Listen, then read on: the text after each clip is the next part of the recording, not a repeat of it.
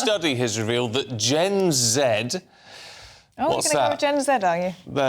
What, instead of Z? Yeah. Yes, I'm English. 1997 onwards. Oh, right, there you go. 20... No, I don't know. Something, I don't know when it No, ends, it's the but wrong it way starts around, in don't I? 97. But anyway, Gen Z are becoming polarised on gender issues. Yes, King's College London found there are varying opinions about terms such as feminism and toxic masculinity. So this morning, we are asking, can masculinity be toxic? Let's talk to the author of Stand Behind Your Manhood, Peter Lloyd, and men's coach, James Oliver. Good to see you both this morning. Peter, are you toxic, do you think? I probably am at 7:25 in the morning, but I've got a coffee, so I'll probably improve over the next few minutes, I think. Well, fingers crossed. Or at least you're laughing, James. That's good. What's your view on all of this? I think it's a complicated issue. I think it's important to say that I don't think masculinity is inherently toxic, but I think saying that there are no elements or there's no examples of toxic masculinity, I think is quite naive, and it's ignoring the issues that so many men, young men in particular, are facing with trying to understand it.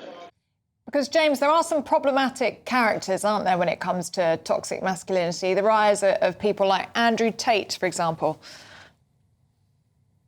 Yeah, absolutely. I think, this idea of toxic masculinity has come about as a result of an absence of healthy masculinity in our society and in our culture.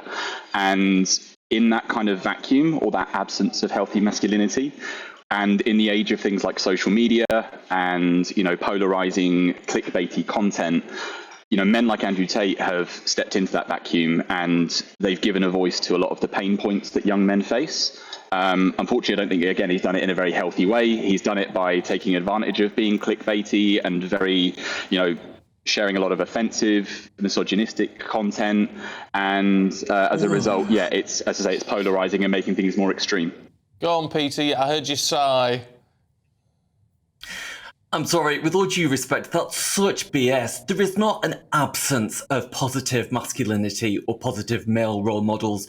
The overwhelming majority of men are good the overwhelming majority of the time. There are a small number of men who do bad things some of the time. But to pretend that masculinity is somehow devoid of any positive influence is complete nonsense. The reason people are annoyed, the reason that young men are annoyed at terms like toxic masculinity is because they're sick of feminism telling them off. We've had this for 60 years of this narrative that men are bad. It's not true. Men are inherently good. And I tell you what else, women aren't inherently better than men. That's for sure. There are lots of examples of women being toxic. Why do we never talk about that? Women make false rape allegations. They commit paternity fraud. They stop ex-husbands seeing their children. They do lots of terrible things all the time, but we never talk about women's failings, only men's. And that's because toxic masculinity isn't really a phenomena. It's just propaganda. James, I see you nodding along there. Tell us what you think. I, first of all, don't disagree with everything that he said. I think that there are absolutely examples of the sort of extreme opposite. So there is extreme feminism. There are, some women, for example, who claim to be on the side of feminism, who actually have stepped a little too far into a lot of man-hating and looking to blame men and criticize men. So I don't disagree with that. I think to scapegoat feminism as the reason for men struggling, or to go towards that, I think, that's a misunderstanding of what feminism actually is. There is toxic feminism in the same way that there's toxic masculinity. What would you credit for it then? What do you think is behind it? Because 60 years ago, we weren't behind all this discourse and this divisiveness, because 60 years ago, before feminism was mainstream, there was never any debate around toxic masculinity. There was never talk about the future being female. For the most part, the genders got on really well. It was only after feminism happened that all this divisiveness came about. Yeah, that was back when women didn't have things like the right to vote, and their voice actually didn't have a voice. So I don't think it's easy to say that genders got on, because at that point, we're talking about... 60 years ago, women had the right to vote. And actually, if you look at the data, women, high class, middle class women had the right to vote before working class men. All of the men who were in the trenches of the First World War couldn't vote. Okay.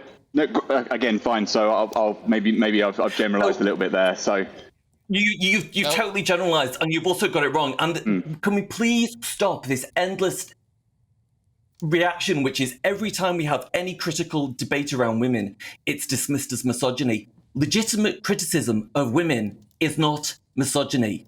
Defending men is not misogyny. Can we please stop this BS narrative? It's 7:30 in the morning. I have very little patience as it is.